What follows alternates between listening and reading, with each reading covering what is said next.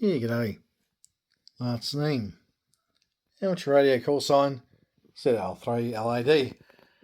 And this video that I presented to you today is on a basic crystal set radio, or crystal set radio receiver that I bought off the New Zealand auction site TradeMe, which is New Zealand equivalent to eBay there.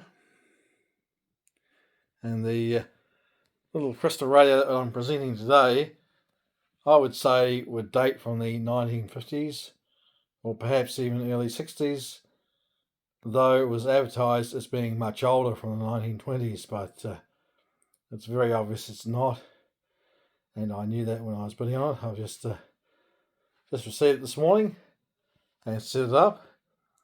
The radio came with a set of high impedance headphones, but unfortunately the old set of high impedance headphones are open circuit and they're not currently usable. You can see there that they're Omega brand, 2000 ohms per side. But luckily for us and those of you watching, Jaycar have come to the rescue to allow us to use the set again with a 100-volt audio line output transformer. So it's a 5-watt, 100-volt audio line output transformer from Jaycar Electronics. My local branch is Riccarton. Lovely place to go. I go there quite frequently. So that's the crystal set is connected to the primary side, and the 0.5 watt tap, and the secondary 8 ohm side is connected through clip leads nicely to a set of Jaycar low impedance headphones, wired headphones.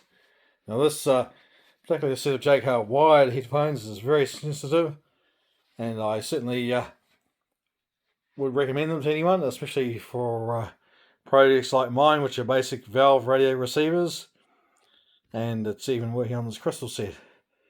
I will attempt to get some audio out to show you it working. So for the next 20 seconds, please bear with me, and just be careful while I go down into the set of headphones searching for audio. I might knock them, there might be a bump or two, but I will try and pause for about 20 seconds to let you hear the audio from them.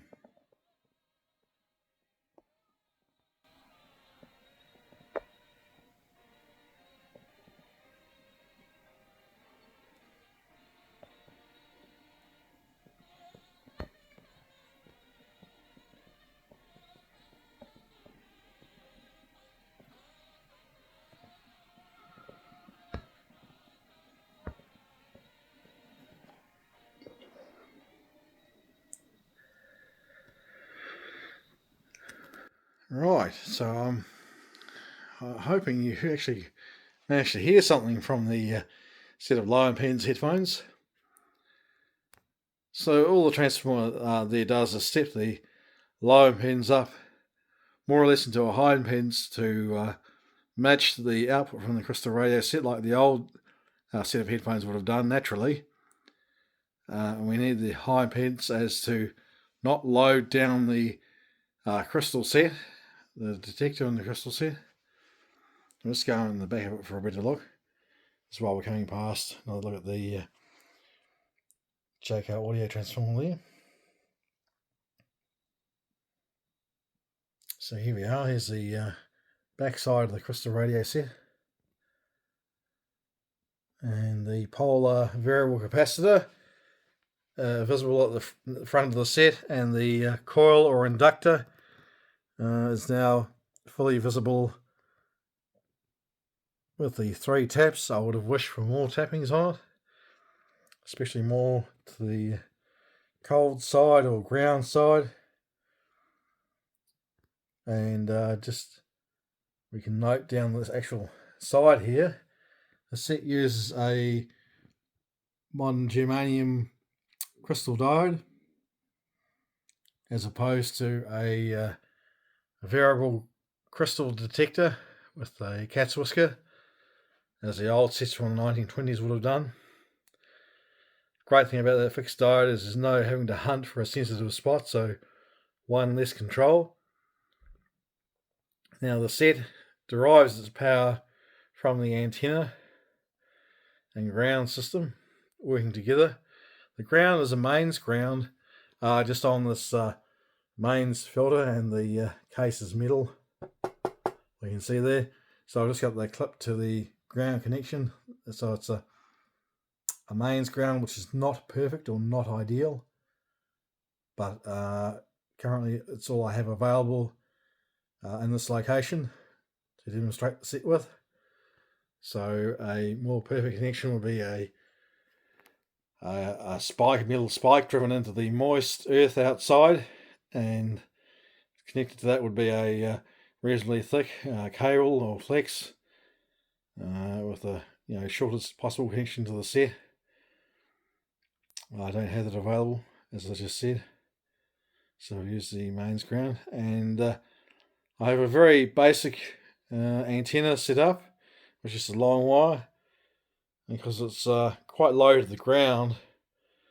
It was loading the detector, so I've electrically shortened it up with a capacitor, so it's not loading that detector down or dragging it down as much. That I found without the capacitor that was doing, and wasn't allowing any tuning to happen at all.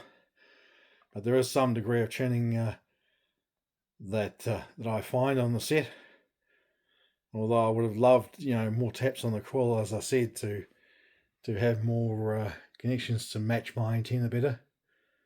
This is a very simple form of crystal set, as it's only got one tune circuit, and the tune circuit consists of the variable capacitor with the plates, the meshing plates there, and the coil or inductor at behind it, with the various turns of wire in it that you see. That's the coil or inductor, if you like to call it that. So those two combined form a tune circuit, which is resonating on the AM radio band, and when it resonates, the amplitude of the signal will peak to some degree. It doesn't amplify, but it does peak at the station it's tuned to, and it gives the greatest output after a rectification from the germanium diode. Gives the greatest output possible into the headphones.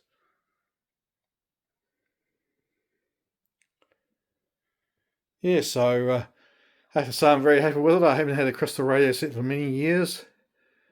This was a reasonably good buy, I think. It's entertained me, that's for sure. And I hope you've had some entertainment out of it too. If I can explain anything better, or if there's any questions, please don't hesitate to ask. And I want to thank you sincerely for your time to watch this. I very much appreciate it. Thank you very much.